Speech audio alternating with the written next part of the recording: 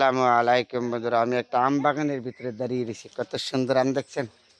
এটা হলো আমাদের নিজের জেলা নরসিংদী শিবপুর। এই জায়গায় যে এত সুন্দর আমের বাগান আমি কখনো জানি নাই। আগে জানতাম আমি রাজশাহী, দিনাজপুর, ঠাকুরগাঁও আমের বাগান। তাহলে আমি আজকে এবার ঈদের ছুটি থেকে আসলাম, তো আইসা দেখি এত সুন্দর আমের বাগান এইদিকে তৈরি করে রাখছে। এদিকে রয়েছে। এটা হলো আবারও বলেছি নরসিংদী জেলা শিবপুর দরিপুরা গ্রাম। এই দরিপুরা গ্রামে এত সুন্দর একটা আমের বাগান সাজিয়েছে, আমি অবাক হয়ে গেছি। দেখি আগে তো জানতাম আম হইলো রাজশাহী, দিনাজপুর, ঠাকুরগাঁও। আজকে এই আম বাগানটা আইসা দেখি আমার মনটা ভরে গেছে। কত সুন্দর, চিন্তা করছে সবগুলি গেছে আম, আল্লাহ পাকের রহমত। তাহলে আমরা তাদেরকে উৎসাহিত করব। তারা এই দেশে উত্থাপন করে দেশের টাকা আয় করবে। আমাদের এই দেশের সর্বত্র বেশি আয় হলো লটকল, কাঁঠাল, এখন আবার আমও ধরছে, আবার তরকারি। এই এলাকাটা হইলো সর্বত্র বেশি গুরুত্বপূর্ণ হলো কাঁঠাল, লটকল, তরকারি। এটা হলো নরসিংদী জেলা দরিপুরা গ্রাম। এত সুন্দর একটা বাগান, আমি অবাক হয়ে গেছি। আমি এইবারের ঈদে ছুটি থেকে আসলাম, বাড়িতে আইসা দেখছি, দেখি আমার কাছে দেখার মতন একটা জায়গা। এত সুন্দর একটা আম বাগান এদিকে বলছে। তাহলে তাদেরকে আমরা উৎসাহিত করব, আনন্দিত করব। কেন করব? তারা টাকা আয় করবে, আমাদের দেশের সম্পদ। উনি বড় হোক তাতে বড় কথা না, দেশের সম্পদ না। এই দেশে আমাদের এই সম্পদগুলি তৈরি করতেছে, এগুলি তো আমাদের বিশাল বড় একটা গৌরব। গৌরব। তারা কত কষ্ট করে, কৃষক ভাই কষ্ট করে এই ফসলগুলি তৈরি করে।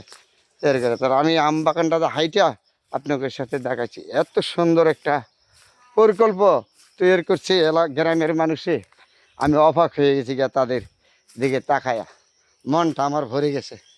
দেখে তাহলে আম বাগানের ভিতরে আর এত সুন্দর প্রকল্প তৈরি করছে তারা। আর জায়গাটা হইলো গাছগুলি দেখছেন কত সুন্দর, যেদিকে তাকাবেন এদিকে। আর সবগুলি গাছে আম, আল্লাহ পাক রব্বুল আলামিন দিয়েছে, সবগুলি গাছে আম দিয়েছে। এত বড় নেহামত। তাহলে এই দেশের কৃষকটা তারা প্রচুর পরিশ্রম করে, পরিশ্রমের বিনিময় এগুলি তৈরি করে। আর তাদেরকে আমরা উৎসাহিত করব আরও যেন তৈরি করতে পারে। কারণ এরা দেশের সম্পদ, পরিবেশক, ওরা আমাদের দেশের সম্পদ। এই দেশে অর্জন করবে, টাকা উত্থাপন করবে, তাহলে আমাদের দেশের উন্নয়ন না?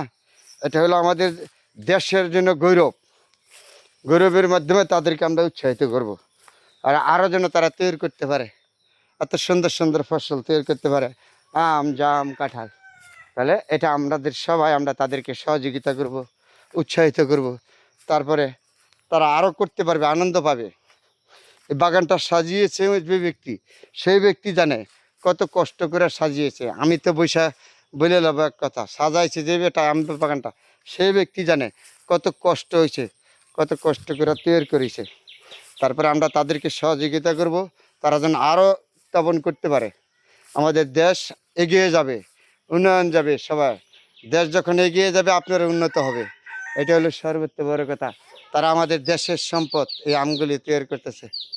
তাদের প্রতি আমরা উৎসাহিত করবো, আনন্দ দিব সব সময়। সবাই ভালো থাকবেন। আপনাদের সাথে একটা আম বাগানে এসে শেয়ার করলাম।